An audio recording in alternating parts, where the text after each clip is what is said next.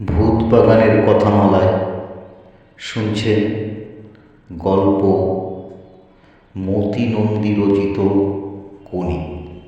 গল্পটি পশ্চিমবঙ্গ মধ্যশিক্ষা পর্ষদের মাধ্যমিক পরীক্ষা বাংলা সিলেবাসের অন্তর্গত।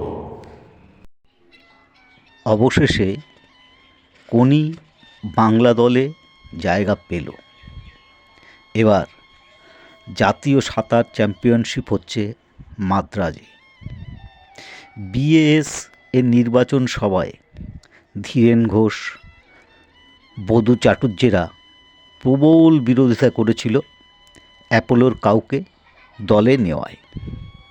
শুধু তাই নয়, জুপিটারের কম্পিটিশনে অ্যাপোলোর তরফ থেকে অমার্জনীয় খেলোয়াড়ি আচরণ করার জন্য ওই ক্লাবকে সাসপেন্ড করা হোক দাবিও তোলে।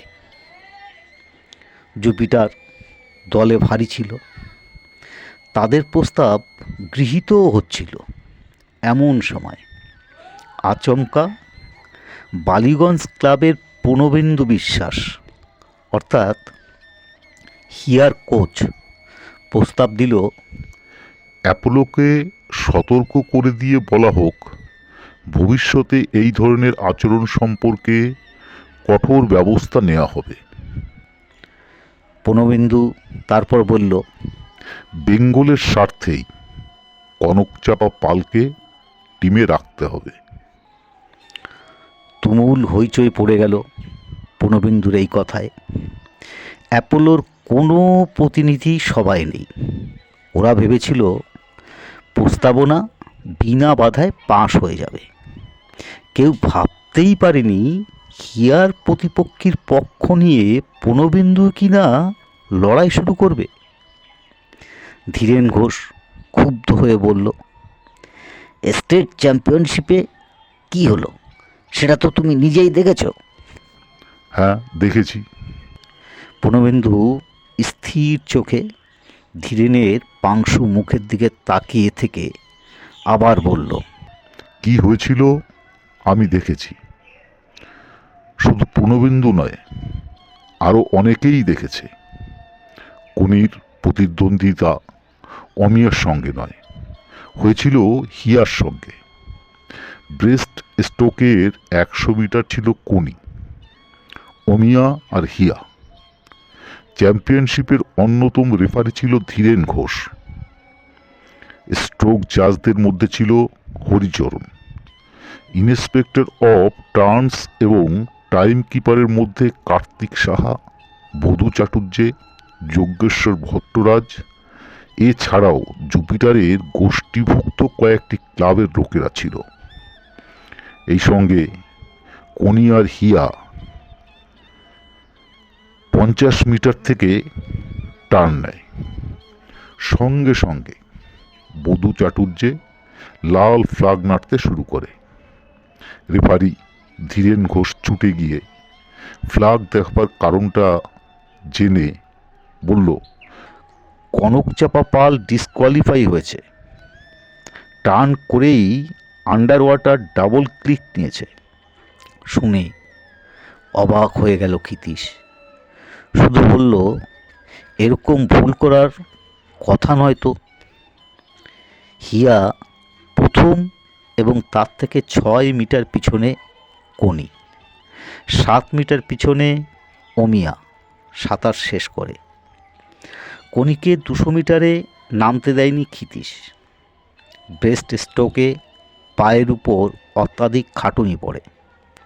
অথচ তারপরেই 200 মিটার ফ্রি স্টাইল ইভেন্ট। কোনি মূলত ফ্রি স্টাইলার, কিন্তু এতেও কোনি পারল না। সাঁতার শেষ করে ফিনিশিং বোর্ড ছুঁয়েই সে মুখ ঘুরিয়ে দেখল অমিয়া হাত ছোঁয়ালো। কোনি এক গাল হেসে মুখ তুলে ক্ষিতীশের দিকে তাকালো। ঘড়িটা উঁচু করে ধরে গ্যালারি থেকে ক্ষিতীশ হাত নাড়ল। ঘোষণায় শোনা গেল অমিয়া প্রথম হয়েছে। ক্ষিতীশ প্রথমে থ হয়ে গেল, তারপর ধীরেনের কাছে ছুটে গিয়ে বলল, এসব কি হচ্ছে? কি আবার হবে? ধীরেন অগ্রাহ্য করে এগিয়ে যাচ্ছিল। ক্ষিতীশ ওর হাত টেনে ধরল। আমিও টাইম রাখছি। কোনি আগে টাচ করেছে, ওর টাইম। তোমার জাপানি ঘড়ির টাইম তোমার কাছেই রাখো। নকুল মুখার্জি প্রতিবাদ জানালো জুরি অফ অ্যাপিলের কাছে। প্রতিবাদ নাকচ হয়ে গেল। 15 মিনিট পরেই ছিল 200 মিটার ব্যক্তিগত মেডলি। কোনি বাটারফ্লাইয়ে হিয়া এবং অমিয়ার কাছে পিছিয়ে পড়ল।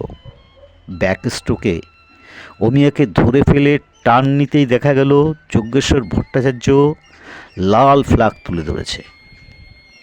ব্যাপার কি? ক্ষিতীশ গ্যালারি থেকে নেমে এলো। ধীরেন জোচ্চুরির একটা সীমা আছে। যোগু তো আগে থেকেই ফ্ল্যাগ তুলছিল। কে বলল আগে থেকে? তোমার মেয়েটা ফল্টি টার্ন নিয়েছে, তারপর ফ্ল্যাগ দেখিয়েছে। শেখাও শেখাও, টেকনিক্যাল ব্যাপারগুলো শেখাও। জুপিটারকে অপদস্থ করা ছাড়া আর কিছু তো শেখাওনি। ধীরেন উত্তেজিতভাবে হাত নেড়ে বকের মতো গলাটা লম্বা করে বলতে লাগলো, আইনটা শিখো যে ব্ল্যাক স্ট্রোকে টার্ন নেবার জন্য বোর্ডে হাত ছোঁয়াবার আগে normal position on the back থাকতে হবে।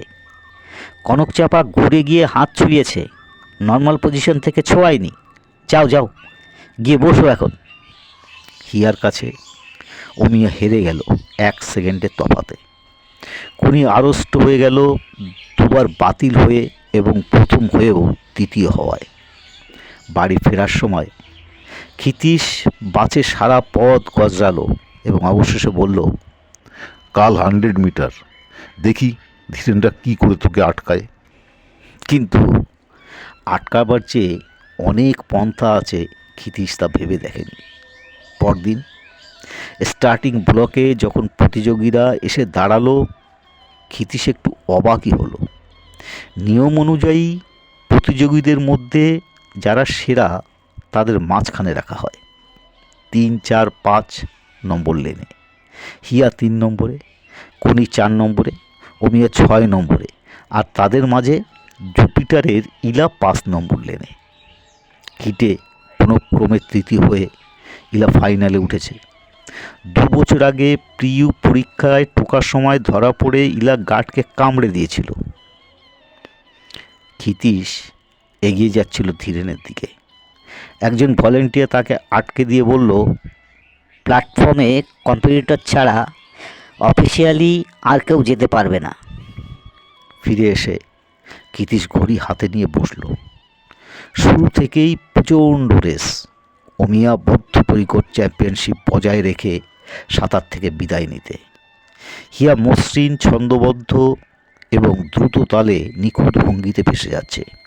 কোনি যেন তাড়া খাওয়ার ব্যস্ত উদ্বিগ্ন জলকন্যা।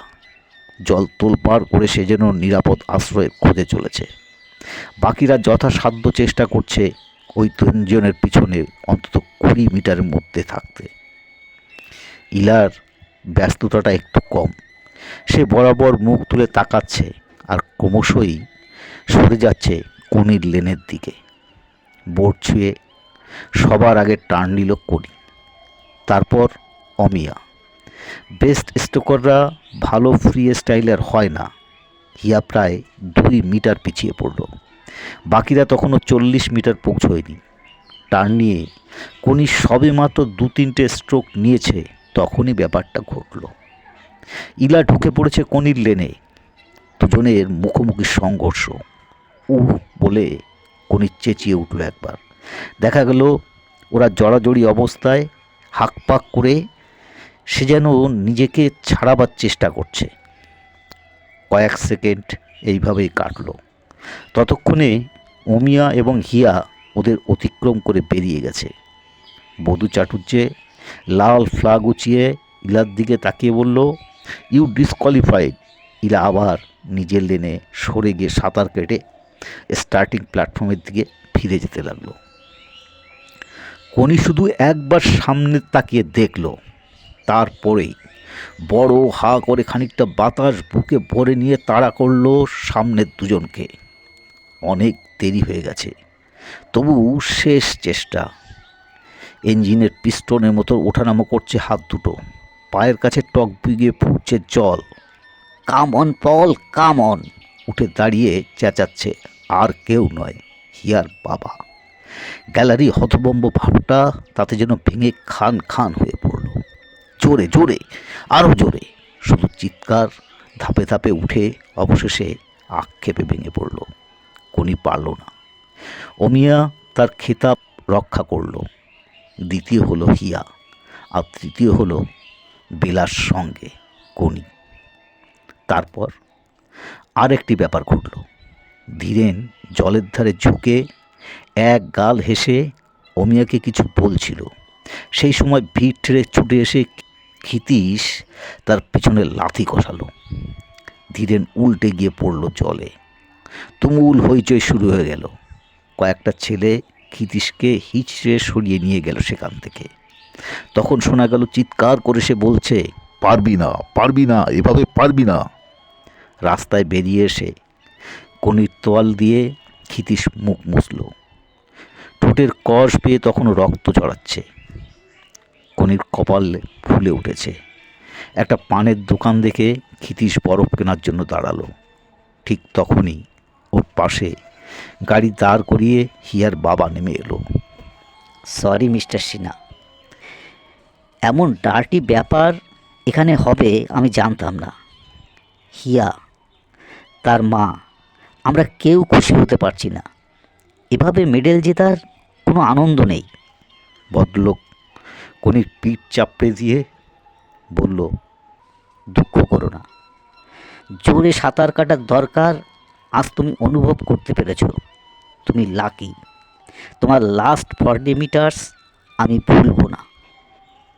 ক্ষিতীশ প্রথমে বিভ্রান্ত, তারপর অভিভূত হয়ে গেল। গাড়ির জানলা দিয়ে হিয়া এবং তার মা দেখছে। ক্ষিতীশ এগিয়ে এসে হিয়ার মাথায় হাত রেখে ফিস ফিস করে বলল, বড় হও মা।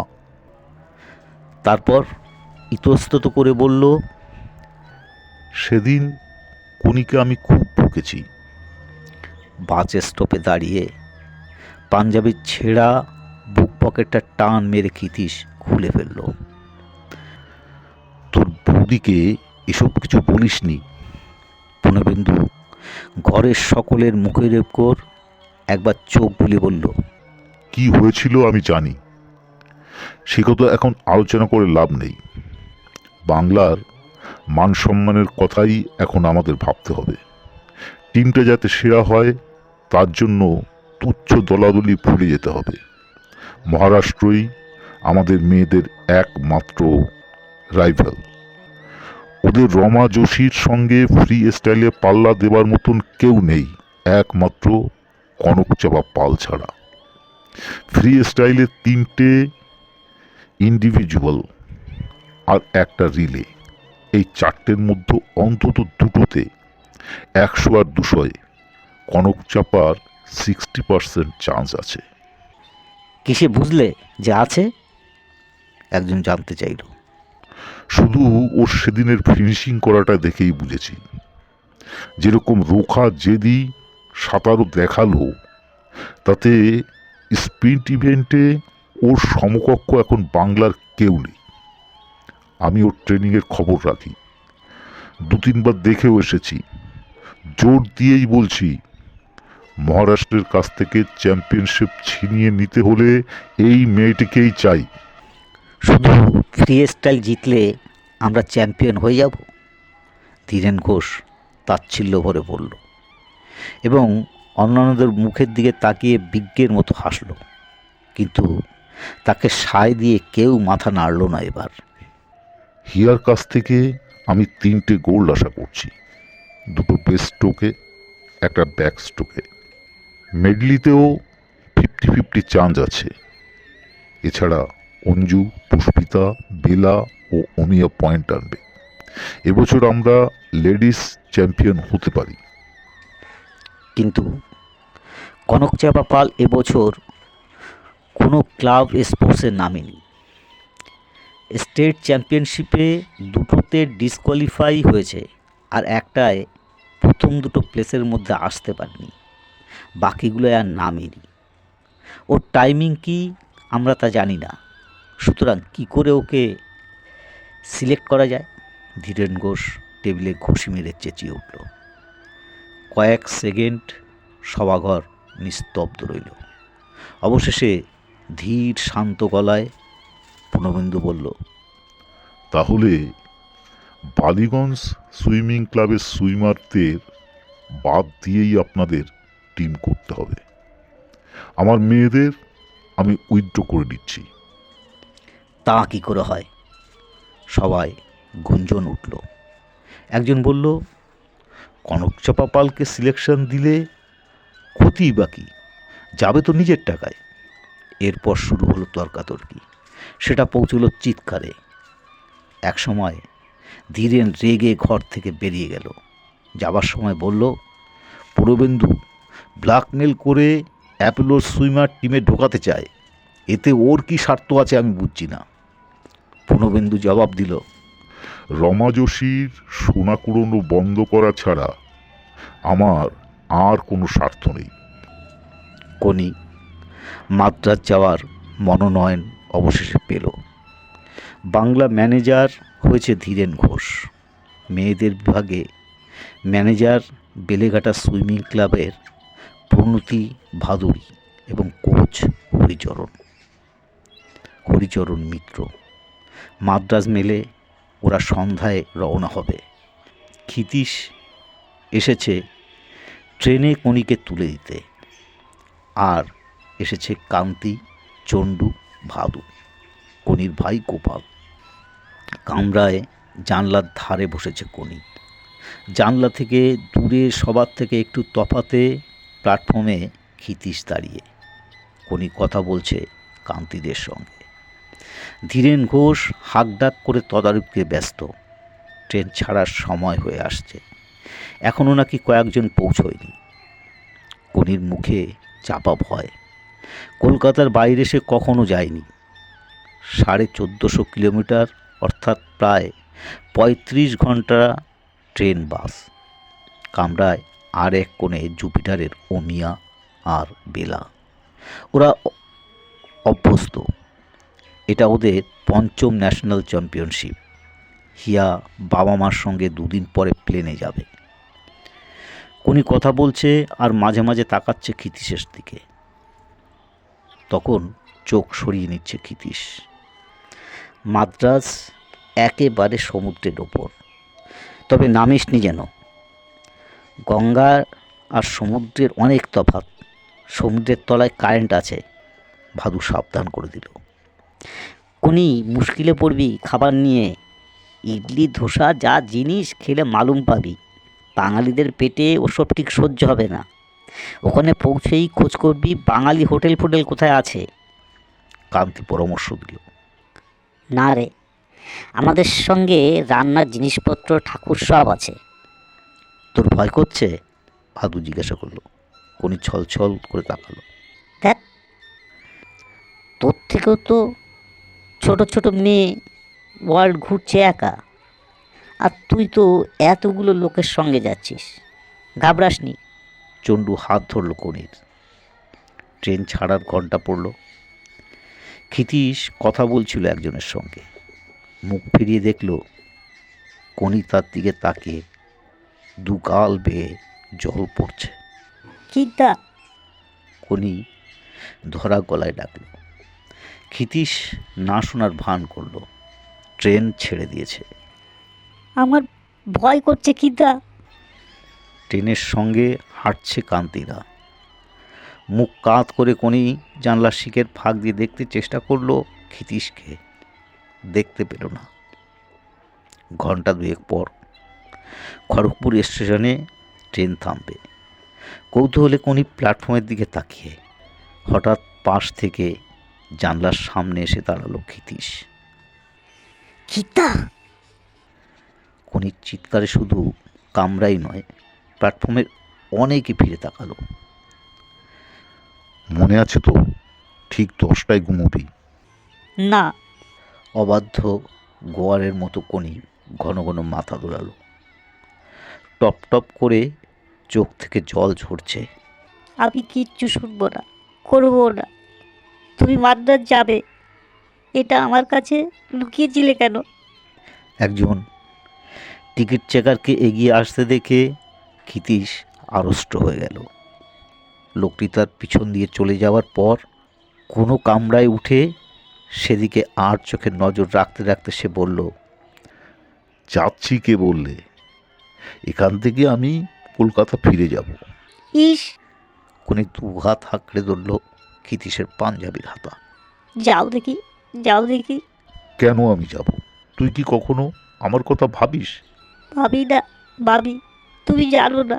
নিজেই তো জলে ডাইভ দিয়ে পড়ার পরই যে আমাকে ভুলে যাস। টিকিট চেকারটি আবার আসছে। কোনি উত্তর দেওয়ার আগেই ক্ষিতীশ কাল সকালে বহরমপুরে আসবো। এই বলেই সরে গেল। কামরার দরজায় দাঁড়িয়ে চা খেতে খেতে হরিচরণ একজনকে বলল, আপুরটা দেখছি সঙ্গে চলছে। কিন্তু সকালে ক্ষিতীশকে দেখা গেল না। বিনা টিকিটে ভ্রমণের জন্যে রাত্রেই চেকার হাতে ধরা পড়ে সে তখন রেল পুলিশের হেফাজতে। গল্পের পরবর্তী অংশ শুনতে চ্যানেলটিকে সাবস্ক্রাইব করে রাখুন।